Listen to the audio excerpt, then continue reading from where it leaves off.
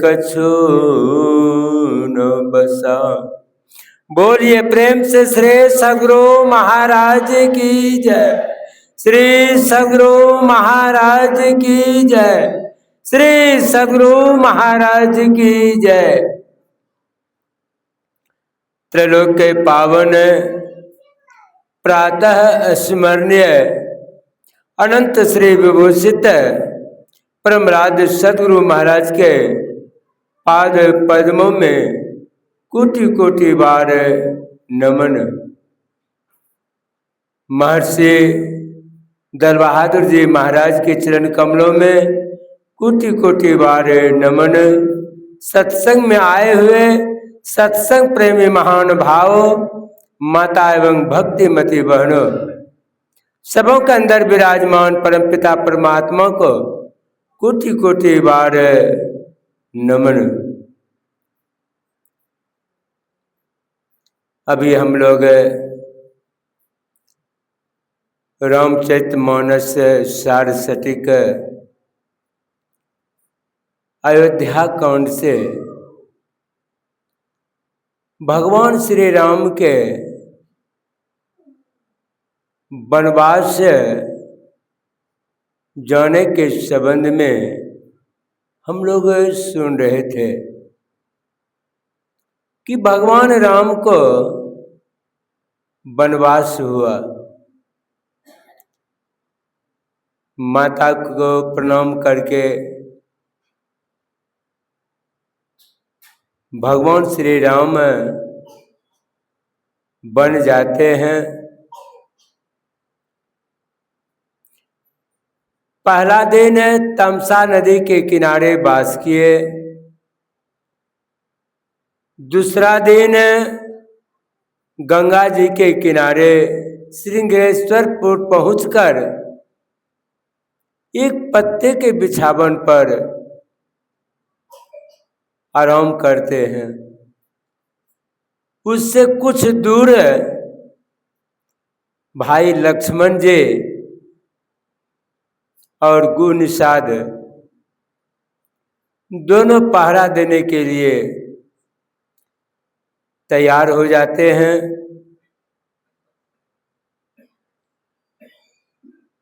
माता सीता और भगवान श्री राम को पत्ते के बिछावन पर सोए हुए देख करके गु निषाद को बड़ा विषाद हुआ, बड़ा दुख हुआ और माता कैकेयी को दोष देते हैं कि माता कैकेयी को ऐसा नहीं करना चाहिए। जो कि राजभवन में रहने वाली माता सीता आज जंगल में भगवान श्री राम माता सीता जंगल में पत्ते के बिछावन पर सो रहे।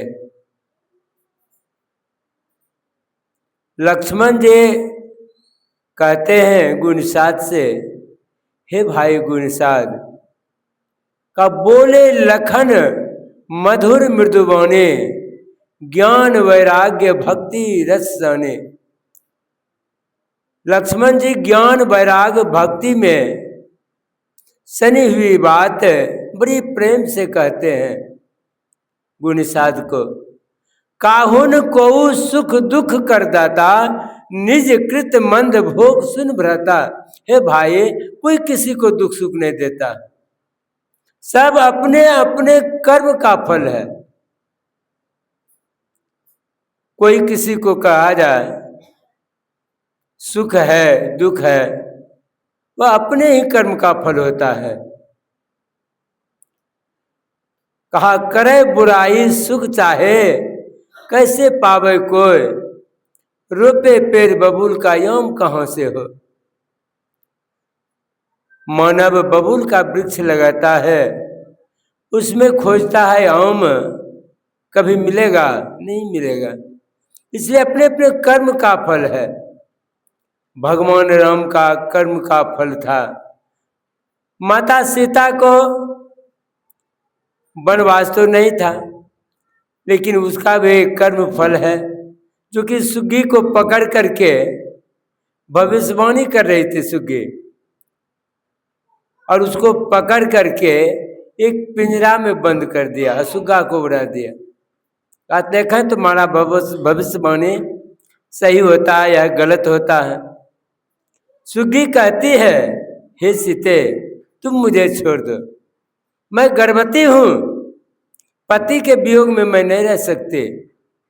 लेकिन सीता जी नहीं छोड़ी। कारण क्या हुआ? कारण हुआ वह सुग्गी ने श्राप दे दिया। कहा, हे सीते मैं गर्भवती अवस्था में पति के वियोग में इस पिंजरा में हूं। जब तुम भी जब गर्भवती रहेगी ना, तुम भी पति से वियोग होकर के जंगल में रहेगी। देखिए, सुग्गी का श्राप पड़ गया माता सीता को। कर्म का फल भोगना पड़ता है। महाभारत की एक कथा है। पांडव को दो पत्नी थे, कुंती और माद्री। पांडव जब शिकार खेलने के लिए गए, शिकार खेलते समय एक हिरण को, जो कि किंदम ऋषि और किंदम ऋषि की पत्नी दोनों हिरण बन करके जंगल में सहवास कर रहे थे, काम वासना पूरा कर रहे थे हिरण बन करके। पांडव मन में सोचा हिरण है, पांडव ने दूर से ही बाण चला देते हैं। वह हिरण अपना रूप में आकर के, ऋषि के रूप में आकर के पांडव को श्राप दे दिया। जिस अवस्था में हम पति पत्नी दोनों काम वासना पूरा कर रहे थे, सहवास कर रहे थे, और तुमने मुझे बिना कसूर का तुमने मारा है। जब मैं तुमको श्राप देता हूं, तुम भी अपना पत्नी के साथ सहवास जिस समय करोगे तुम्हारा भी मौत होगा। श्राप दे दिया। अब पांडव मन में सोचा कि अब तो साधु जीवन ही व्यतीत करना अच्छा है, जीवन के रक्षा के लिए साधु जीवन ही अच्छा है। अब पांडव मन में सोचा, जाकर के अपना पत्नी से कहता है कि देखो इस तरह का बात हुआ है, तुम दोनों अब राजमहल में रहो, अब मुझे छुट्टी दे दो, अब मैं जीवन को साधु जीवन व्यतीत करना चाहता हूं। दोनों पत्नी कहती है कि पतिदेव कोई बात नहीं है, आपका मन साधु जीवन व्यतीत करने का होता है तो मैं भी साधु जीवन व्यतीत करूंगी। यह सोच करके कुंती और माद्री दोनों पति के साथ जंगल चले जाते हैं, साधु जीवन व्यतीत करते हैं तीनों। जब साधु जीवन व्यतीत करने लगे, एक दिन सोचते सोचते पांडव मन में सोचता है कि निपुत्र के लिए, जिसको जीवन में पुत्र नहीं है, निपुत्र के लिए स्वर्ग का द्वार बंद रहता है, उसको स्वर्ग नहीं होता। अब पुत्र होगा कैसे? यदि पुत्र का इच्छा करते हैं, जीवन तो मौत का है, अब पुत्र कैसे होगा? तो माता कुंती कहती है पति से, पतिदेव मुझे दुर्वासा ऋषि ने, गुरुदेव ने एक मंत्र दिया है, और उस मंत्र के द्वारा हम जो चाहेंगे पुत्र को पैदा कर सकते हैं। बड़ा खुशी हुआ पांडव। जब खुशी हुआ तो कुंती ने मंत्र के द्वारा अवगाहन किया धर्मराज को, तो ये पुत्र का जन्म हुआ, युधिष्ठिर महाराज धर्मराज कहलाए। और पवन देव को पुकार किया तो भीम का जन्म हुआ। इसी तरह से पुकार करते हुए अर्जुन का भी जन्म हुआ। भीम, अर्जुन और युधिष्ठिर का जन्म हुआ कुंती के द्वारा। अब माता माद्री मन में सोचती है कि बहन, तुमको तो 3 पुत्र हुआ, मुझे भी मंत्र दो जिसके सारा मैं भी पुत्र को पैदा कर सकूं। इन्होंने शनिदेव को याद किया। जब याद किया तो माद्री को भी पुत्र हुआ, जम्मुआ पुत्र हुआ। जुड़वा बच्चा पैदा हुआ जो कि नकुल और सहदेव, 2 पुत्र का जन्म दिए। अब 5 पुत्र पांडव को हो गया। पांडव बहुत खुशी रहने लगे, बहुत अच्छा जीवन व्यतीत किए। एक दिन पांडव एक फुलवाड़ी में माद्री के साथ भ्रमण कर रहे थे, घूम रहे थे। पांडव को काम वासना सताया।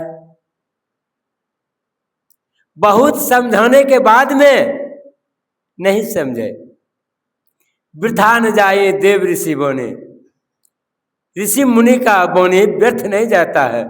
कहा है कि पलटू संत जो कही गए, सोई बात है ठीक, वचन संत के न टरे जो गाड़ी के लिख। संत का वचन गाड़ी के लिख के समान हो जाता है। जिस तरह गाड़ी अपना लिख कभी नहीं छोड़ती है, ठीक उसी तरह संत के मुख से जो वचन निकल जाता है वो गाड़ी के लिख के तरह हो जाता है। संत का श्राप था। जब काम वासना सताने लगे पांडव को, तो माद्री के साथ सहवास करने के लिए जब गया, उसी समय पांडव का मौत हो गया। उसी समय पांडव का देहांत होता है। और वहां से आकर के वह माद्री अपने पति के साथ जल करके सती हो गई, जिंदा जल करके। माद्री वहीं पर सती बन गई और माता कुंती 5 पुत्र को लेकर के घर वापस आए। देखिए, ऋषि मुनि का श्राप, कर्म फल भोगना पड़ता है। इसलिए कहा, काहुन को सुख दुख कर दाता, निज कृत मंद भोग सुन भ्राता। हे भाई, कोई किसी को दुख सुख नहीं देता है, अपने अपने कर्म का फल है। जो जैसा कर्म करता है फल उसका अपने आप वह ही भोगता है।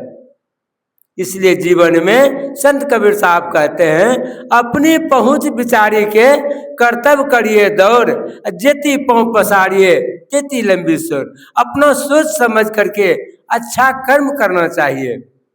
कर्म 2 प्रकार का होता है, शुभ और अशुभ। शुभ कर्म का फल शुभ होता है और अशुभ कर्म का फल अशुभ होता है। इसलिए जैसा आप कर्म करेंगे वैसा फल भोगना पड़ता है। महर्षि संत सेवी जी महाराज एक बार गुरु महाराज के साथ जा रहे थे। गुरु महाराज ने खेत के तरफ इशारा देते हुए कहा, संत सेवी ये क्या चीज का पौधा है? कहा हुजूर ये मकई का पौधा है। कहा कै दाना डाला गया था इसमें? कहा हुजूर 1 दाना। कहा 1 दाना डाला गया, कई भुट्टा है? कहा हुजूर 2 भुट्टा है। कहा दोनों भुट्टा में कितना दाना हुआ? कहा हुजूर अनगिनत दाना है। कहा ठीक उसी तरह हे संत सेवी, यदि ये कर्म खराब करता है मानव, तो कई गुना बन करके दुख भोगना पड़ता है। जिस तरह से 1 दाना खेत में डाला गया, 2 भुट्टा हुआ, दोनों भुट्टा में अनगिनत दाना हुआ, ठीक उसी तरह यदि एक कर्म खराब करता है तो कई गुना बन करके दुख भोगना पड़ता है। हे संत सेवी, यदि एक कर्म अच्छा करता है, शुभ कर्म करता है, ब्याज जोड़ करके कई गुना बन करके सुख देता है, सुख भोगता है। इसलिए शुभ और अशुभ कर्म को देख करके शुभ कर्म को करना चाहिए। जब रावण को बाण लगा था, धराशायी होकर के रावण गिर गया था, तो भगवान राम ने लक्ष्मण से कहा, लक्ष्मण जाओ कुछ राजनीतिक की बात सुन लो, सीख लो। लक्ष्मण जाते हैं, कहते हैं, कहा नहीं, जब दोनों भाई एक साथ आओगे तब मैं कहूंगा। जब दोनों भाई पहुंचते हैं तो दोनों भाई को कहते हैं रावण ने, हे राम, मैंने सोचा था सरंग में सीढ़ी लगाएंगे, दूध का नदी बहाएंगे, नरक का गड्ढा को बंद करेंगे, पिता से पहले पुत्र मरता है वह रहस्य को हम बंद करेंगे। लेकिन हे राम, मैंने अशुभ कर्म कर बैठा, जिससे मेरा सारा सोचा हुआ काम मेरा रह गया और आज जीवन से मैं जा रहा हूं। हे राम, शुभ कर्म करने के लिए आजकल मत करना, अशुभ काम करने के लिए आज और कल कह करके टाल देना चाहिए। कल करेंगे, कल हुआ, चलो परसों करेंगे, एक दिन टालते जाइए, अंत में उसको टाल देना चाहिए अशुभ कर्म को, और शुभ कर्म को जितना जल्दी हो सके कर लेना चाहिए। आज नहीं करने के चलते मेरा सोचा हुआ सारा काम विफल हो गया। इसलिए जीवन में शुभ कर्म करना चाहिए, अशुभ कर्म को नहीं करना चाहिए। जब महाभारत का युद्ध में धृतराष्ट्र के स्वपुत्र मारा गया और जार बाजार जब रो रहे थे धृतराष्ट्र, तो भगवान कृष्ण गया था समझाने के लिए। जब समझाने के लिए गया तो धृतराष्ट्र कहते हैं, हे कृष्ण, मुझे समझाने के लिए आए हो, तुम्हारे चलते ही मेरा स्वपुत्र मारा गया है। यदि तुम चाहते कि महाभारत का युद्ध नहीं हो तो आज मेरा स्वपुत्र मारा नहीं जाता, तुम्हारा कारण ही मेरा स्वपुत्र मारा गया है।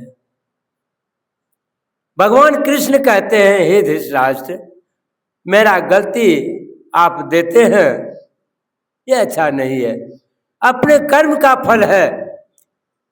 धृतराष्ट्र कहते हैं, हे कृष्ण, मुझे याद है 100 जन्मों का मैंने बुरा कर्म नहीं किया है, और कहते हो कि कर्म फल है। कहा, हे धृतराष्ट्र, 101 जन्म का याद है? कहा नहीं। कहा, उसी 101 जन्म में आप राजा थे, आपको एक महात्मा जी ने 100 हंस का बच्चा दिया था रक्षा करने के लिए, आपको मांस खाने का बड़ा शौक था। एक एक हंस का बच्चा को मार मार करके आपने खा गया। महात्मा जी आया, बच्चा को जब खोजने लगा, नहीं मिलने के कारण आपको श्राप दिया है कि आपको भी स्वपुत्र होगा और तुम्हारे रहते हुए सब पुत्र मारा जाएगा। देखिए कर्म फल कैसे लगता है। कहा, अच्छा एक बात बताओ कृष्ण, ठीक है मेरा कर्म फल है, लेकिन आज मैं जन्म से अंधा हूं, किस जन्म का पाप है? कहा, वही 101 जन्म का पाप है। आप राजा थे और केचवा को पकड़ करके आपने आंख को सी दिया था और पानी में छोड़ दिया था, वही केचवा ने आपको श्राप दिया है जो कि जन्म से आप अंधा है। देखिए कर्म फल। इसलिए जीवन में बुरा कर्म नहीं करना चाहिए, वह बुरा कर्म का फल भोगना पड़ता है। जब भगवान राम को कर्म फल नहीं छोड़ा तो हम लोग किस खेत के मूली है? विचार कीजिए, भगवान राम को जब कर्म फल नहीं छोड़ा, हम लोग को छोड़ेगा? नहीं छोड़ेगा। भगवान राम जब वनवास में थे, सुग्रीव से मित्रता हुई। सुग्रीव ने भगवान राम से कहा कि मेरा भाई बाली ने मुझे खोजते फिरता है, कब मार देगा? मेरा पत्नी को हड़प लिया है, धन संपत्ति को हड़प लिया है, अपना सारा दुख भगवान को बताया। मित्र का दुख देख करके मित्र को बड़ा मन में तकलीफ हुआ। जिस तरह भगवान कृष्ण अर्जुन को कहते, अर्जुन यदा यदा ही धर्मस्य ग्लानिर्भवति भारतः अभ्युत्थानं धर्मस्य तदात्मानं सृजाम्यहम् परित्राणाय साधूनां विनाशाय च दुष्कृतम् धर्म संस्थापनार्थः संभवामि युगे युगे। हे अर्जुन, जब जब पृथ्वी पर धर्म का हानि होता है, अधर्म का वृद्धि होता है, साधु संतों का निंदा होता है, हे अर्जुन, तब तब मैं पृथ्वी पर जन्म लेकर के दुष्ट को संहार करता हूं। भगवान को बर्दाश्त नहीं होता है। भगवान को जब बर्दाश्त नहीं हुआ तो भगवान राम ने बाली का वध किया एक वृक्ष के आड़ से। भगवान राम जानते थे जो बाली के आमने सामने युद्ध करेगा वह हार होगा, उनका हार मान करके लौट जाता था। इसलिए भगवान राम ने बाली को एक वृक्ष के यार से छिप करके बाण मारा। बाण लगते हुए बाली ने कहा, हे राम, यदि मारना था तो आमना सामना आप क्यों नहीं मारे? आप व्याधा बन करके मारे हैं। ये तो व्याधा का काम है, छिप करके मारना। मारना था तो आमना सामना आप क्यों नहीं मारे? भगवान राम ने छिप करके बाण मारा था। बाली कहते हैं, हे राम, बिना कसूर का आपने मुझे मारा है, यह बदला अगला जन्म में आपसे मैं ले लूंगा। त्रेता युग में भगवान राम ने बाली का वध किया था और द्वापर में वही राम कृष्ण अवतार लिए और बाली जरा नाम का व्याधा बना। एक दिन भगवान कृष्ण एक वृक्ष के नीचे आराम कर रहे थे, पैर पर पैर रख करके आराम करते थे। व्याधा को मालूम हुआ कोई जानवर है, दूर से ही बाण चला दिया। भगवान कृष्ण को लगा बाण। भगवान कृष्ण चिल्लाते हैं, हे राम करके। व्याधा पहुंचता है शिकार के लिए, देखता है भगवान कृष्ण को, कहा, हे भगवान, मुझे माफ कर दीजिए, मैंने जानवर समझ करके आपको मारा है, मैं बहुत बड़ा गलती किया। भगवान कृष्ण कहते हैं, हे व्याधा, तुम्हारा इसमें कोई गलती नहीं है, गलती तो मेरा स्वयं था जो कि त्रेता में तुमको मैंने छिप करके बाण मारा था, वही बदला आज तुमने मुझे ले लिया। देखिए, कहता हूं कहीं जात हूं, कहा जो मन हमार, जाका गर तू काटे हैं, ताका गर काट तहार। जिसको आप मारते हैं वह भी एक दिन आपको मारेगा। ये तो बदला है, भगवान कृष्ण का बदला, राम का बदला भगवान कृष्ण के अति में ले लिया। देखिए, कर्म फल भोगना पड़ा। भगवान कृष्ण अर्जुन से कहते हैं, हे अर्जुन, सर्वधर्मान्य परित्यज्य मामेकं शरणं व्रज अहं त्वा सर्व पापभ्यो मुक्त स्वामी मां शुचः। हे अर्जुन, सारे कर्मों को त्याग कर तुम मेरे शरण में आ जा, मैं सारे कर्मों से तुमको उद्धार कर दूंगा। यदि कर्म फल आप निछावर करना चाहते हैं तो आपको त्याग करके ठीक संत सदगुरु के शरण में जाना होगा, तभी आपका कर्म फल कट सकता है। इसलिए कहा, मुहूर्तमपि यो गच्छे ना सागरे मनसा सर्वतरती पापानं तस्य जन्म शतार्जितम्। मुहूर्त भर भी यदि ना सागर में मन को रोक रखा रहता है तो सैकड़ों जन्मों का किया हुआ पाप जो है क्षय हो जाता है। अधिक ध्यान बनेगा तब, नहीं ध्यान बनेगा तो कर्म फल कटेगा? कभी कभी नहीं कटेगा। गंगा पुत्र भीष्म पितामह इतने बड़े ब्रह्मचारी थे, जब सरसज्जा पर भीष्म पितामह गिर गए तो द्रौपदी कहती है कि भैया चलिए दादाजी अब 2-4 दिन का मेहमान है, कुछ सत्संग का बात सुन लेते हैं। गया सुनने के लिए। भगवान कृष्ण कहते हैं कुछ सत्संग सुना दीजिए। कहा शरीर में इतना दर्द है कुछ कहा नहीं जाता है। भगवान कृष्ण ने कहा कि दादाजी कहिए तो मैं थोड़ा देर के लिए आपका दर्द हर लेते हैं। कहा ठीक है कोई बात नहीं है। दर्द को हर लिए। जब भीष्म पितामह ने सत्संग सुनाने लगे तो बीच में द्रौपदी हंस देती है। अब भीष्म पितामह कहते हैं बेटी तुमने हंसा क्या बात है? कहा नहीं दादाजी कोई बात नहीं है, ऐसे हंसी आ गई। कहा नहीं तुम वैसे हंस नहीं सकती है, जरूर कोई कारण है। अब जब तक तुम नहीं कहेगी तो मैं सत्संग नहीं सुनाएंगे। अब द्रौपदी को कहना पड़ा। कहा दादाजी अभी कितना ऊंचा दर्जा का आप सत्संग सुना रहे हैं, और जिस समय में हाथ जोड़ करके बारी बारी से सबके पास गए थे, उस सभा में आप भी थे, उस समय आपका ज्ञान कहाँ चला गया था?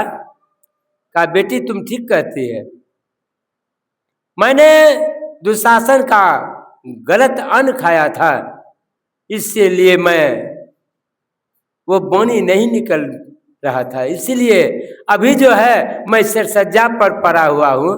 वो सारा दुशासन का खाया हुआ जो अन्न का खून है वो निकल गया, मेरा शरीर कंचन हो गया, इसलिए मेरा बोनी सुंदर निकल रहा है। देखिए अब भीष्म पितामह कहते हैं कृष्ण से, हे कृष्ण मुझे याद है 100 जन्मों का कि मैंने बुरा कर्म नहीं किया है, इस किस जन्म का पाप है जो आज मैं सिरसज्जा पर पड़ा हुआ हूं?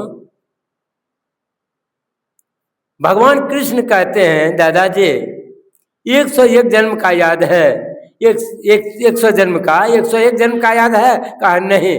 कहा वही 101 जन्म में आप राजा थे, रथ पर चढ़ कर के जा रहे थे, एक सर्प ने आपका रास्ता को काट दिया, आपको समझना चाहिए मेरा यात्रा अशुभ हो गया, लौट जाना चाहिए, तो आपने सांप को मार करके एक बबूल के गाछ पर फेंक दिया। देखते हैं बबूल के वृक्ष में कितना बड़ा बड़ा कांटा होता है, वह सर्प को सारे शरीर में चुभ गया कांटा। वह सर्प का श्राप लगा है जो कि आप भी वह सिरसज्जा पर सोए हुए। जब ऐसे धर्मात्मा को देखिए, भीष्म पितामह को कर्म फल भोगना पड़ा, तो हम लोग किस खेत की मूली हैं? विचार कीजिए। छूटेगा कर्म फल? नहीं छूटेगा, कर्म फल भोगना पड़ता है। इसलिए जीवन में कबीर साहब के बोनी में अभी कहे अपनी पहुंच बिचारी के कर्तव्य करिए दौड़, जेती पांव पसारिए तेती लंबी सोर। जितना पैर है बड़ा उतना ही चादर को आप पसारिए, चादर से बाहर गया कोई फायदा नहीं है। तो जानबूझ करके अच्छा कर्तव्य करना चाहिए, बुरा कर्म से सावधान रहना चाहिए। युधिष्ठिर महाराज का रथ जमीन से 1.25 हाथ ऊपर चलता था, जमीन छोड़ करके। जब द्रोणाचार्य के बाण से महाभारत के युद्ध में तबाह हो गया, तो मन में सोचा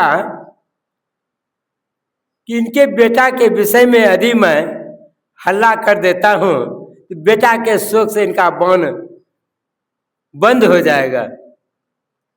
इसके चलते युधिष्ठिर महाराज को कहा झूठ बोलने के लिए, अश्वस्थामा नरो हतो या कुंजरो।